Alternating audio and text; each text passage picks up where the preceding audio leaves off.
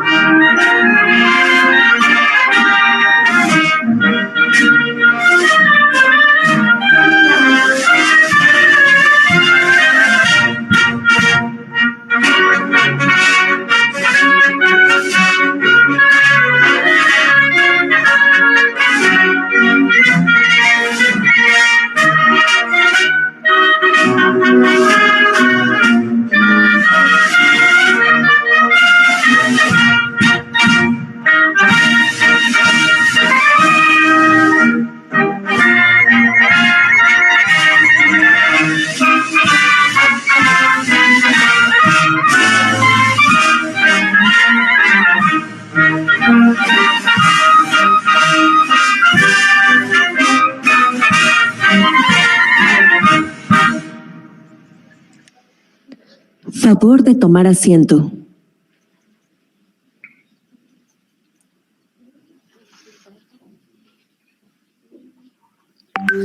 Preside esta ceremonia de exposición de las iniciativas de reforma a la Constitución el presidente constitucional de los Estados Unidos mexicanos, licenciado Andrés Manuel López Obrador.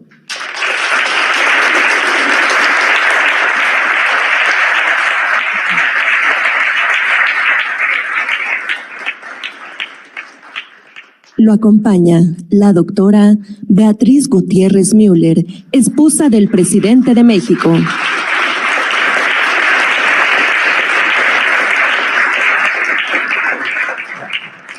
También nos acompañan integrantes del Gabinete Legal y Ampliado del Gobierno de México, representantes de medios de comunicación y quienes nos siguen por Internet a través de las redes sociales.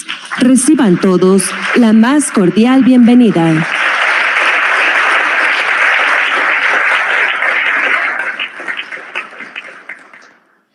Escuchemos el mensaje que dirige el licenciado Andrés Manuel López Obrador, presidente constitucional de los Estados Unidos mexicanos.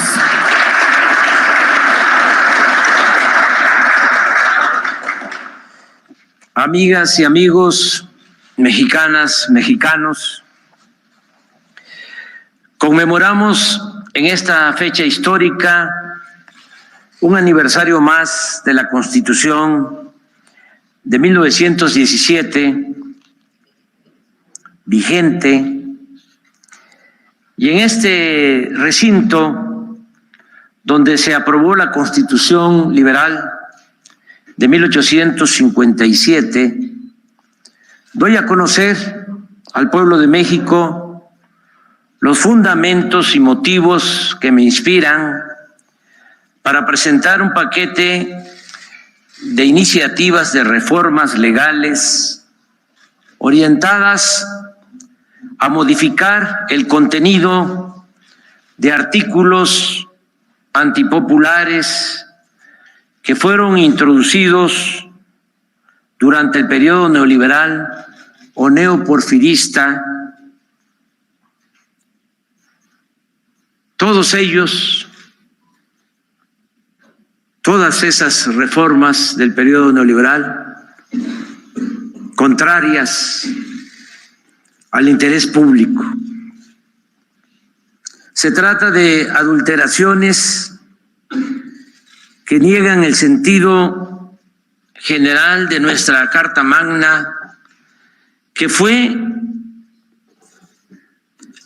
fruto de un movimiento popular revolucionario y por lo mismo concebida desde el inicio con un espíritu nacional, social y subrayo público.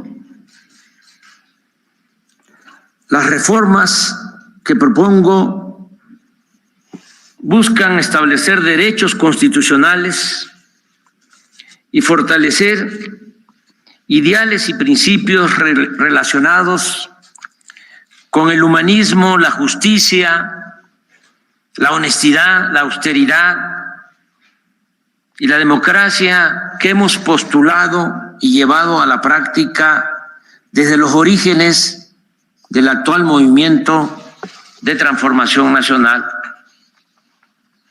Sostengo que el humanismo mexicano se nutre de la herencia cultural que nos legaron las grandes civilizaciones mesoamericanas y de la fecunda historia política de nuestro país, con sus próceres ejemplares, como el padre de nuestra patria, el cura Miguel Hidalgo y Costilla, que no solo luchó por la independencia, sino también, y con mayor énfasis, por la justicia. Por eso la fecha que más celebra el pueblo de México es la del inicio, la del grito de Dolores, y no la de la consumación de la independencia ocurrida 11 años más tarde. A los mexicanos nos importa más el precursor, el cura Hidalgo, que Iturbide, el consumador, porque el cura era defensor del pueblo raso y el general realista representaba a la élite, a los de arriba, y solo buscaba ponerse la diadema imperial. Hidalgo estaba hecho de otra madera. Fue el primero en proclamar la abolición de la esclavitud.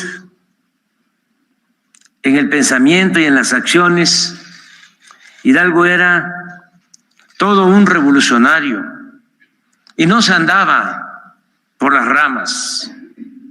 Por ejemplo, en una de sus cartas al intendente Juan Antonio Reaño, escribía: no hay remedio, señor intendente, el movimiento actual es grande y mucho más cuando se trata de recobrar derechos santos concedidos por Dios a los mexicanos, usurpados por unos conquistadores crueles, bastardos e injustos, que auxiliados de la ignorancia de los naturales y acumulando pretextos santos y venerables, pasaron a usurparles sus costumbres y propiedad, y vilmente de hombres libres convertirlos a la degradante condición de esclavos.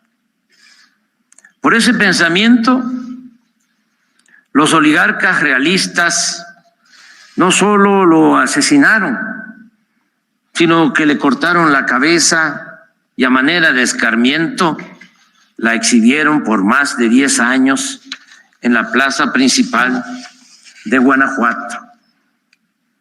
Lo mismo se puede decir de la vida pública de otro cura bueno y rebelde, José María Morelos y Pavón, quien dio a conocer en Chilpancingo, Guerrero, en 1813, un documento conocido como Sentimientos de la Nación, un texto fundacional en el que se recoge y expresa en pocas palabras, con sencillez y buena prosa, un tratado de humanismo aún vigente por su relevante dimensión social. Los 23 puntos dictados por Morelos son de gran profundidad en el terreno de la democracia y de la legalidad, pero hay 4 de estos postulados que me parecen de una excepcional trascendencia humanista. Decía, por ejemplo, Morelos, que se modere la indigencia y la opulencia.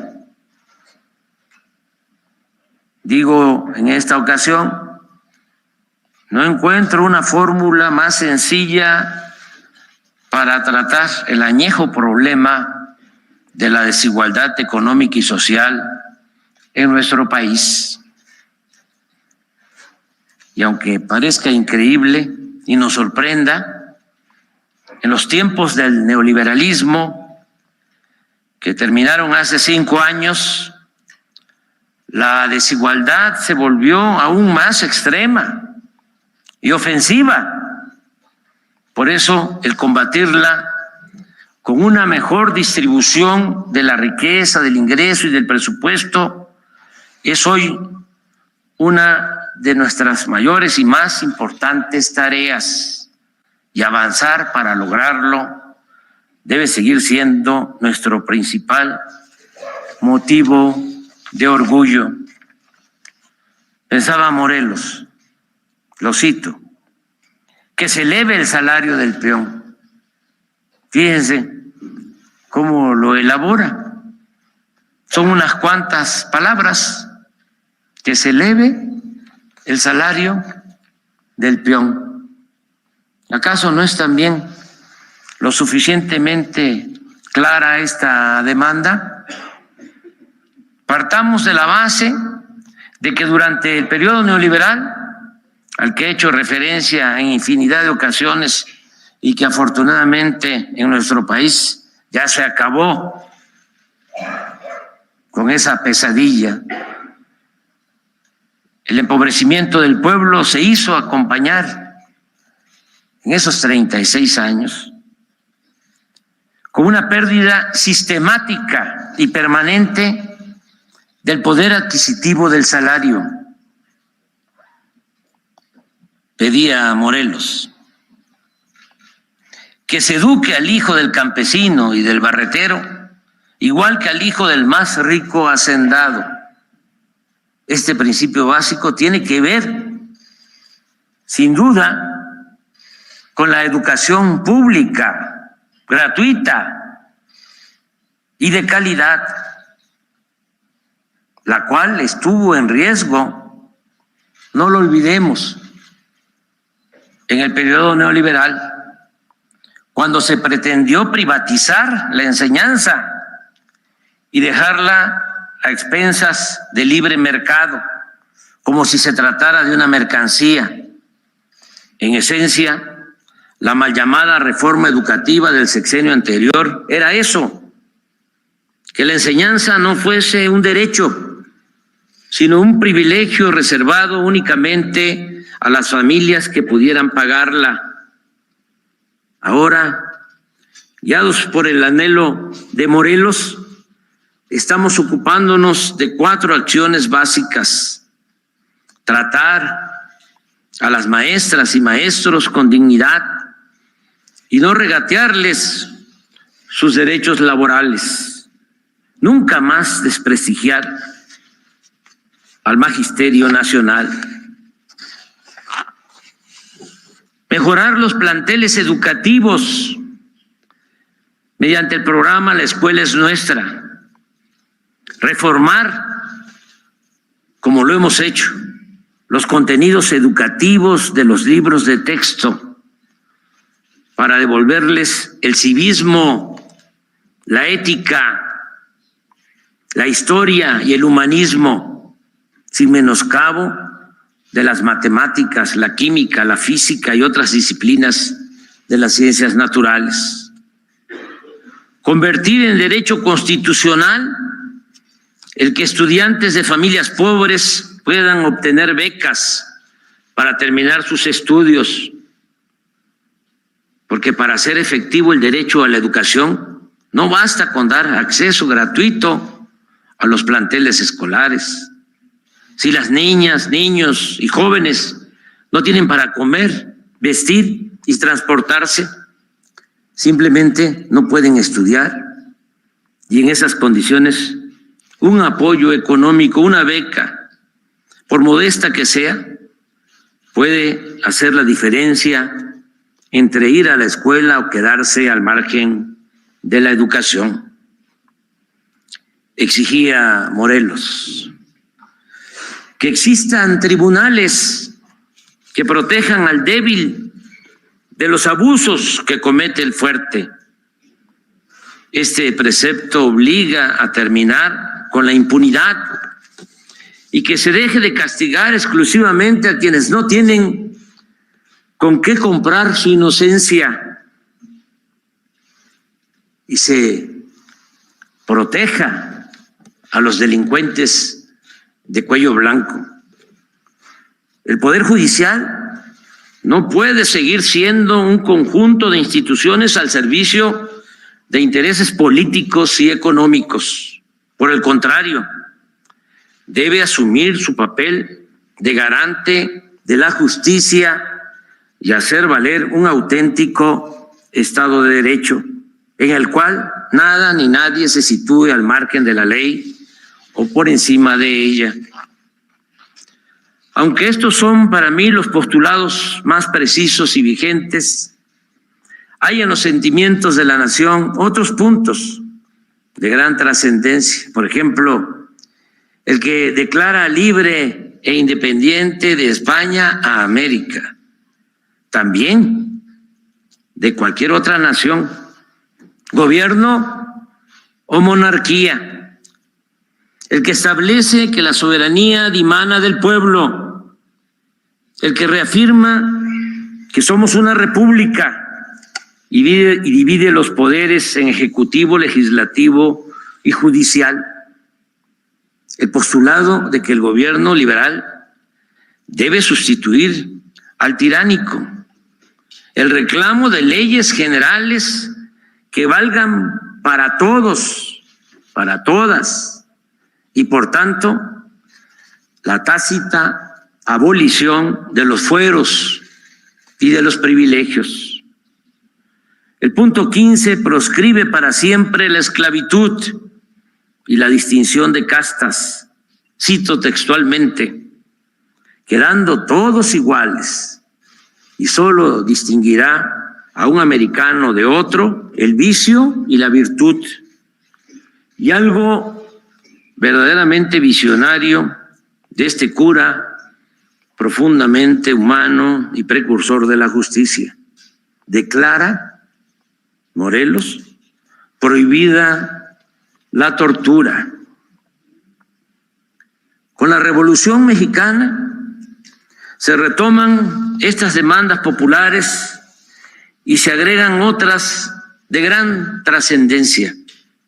Los Flores Magón, Francisco Villa, Emiliano Zapata, Francisco I. Madero, General Lázaro Cárdenas, condujeron al pueblo para establecer un nuevo orden económico, social y político que convirtió en realidad el derecho de los campesinos a la tierra, la demanda de salarios y jornadas justas para los trabajadores, el dominio de la nación sobre nuestros recursos naturales y otros anhelos de justicia, libertad, democracia y de soberanía nacional.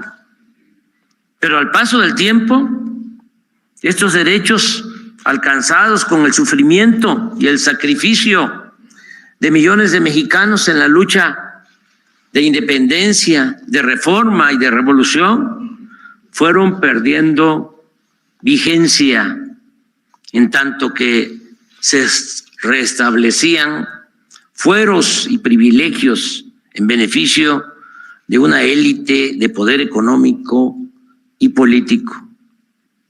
No hace falta argumentar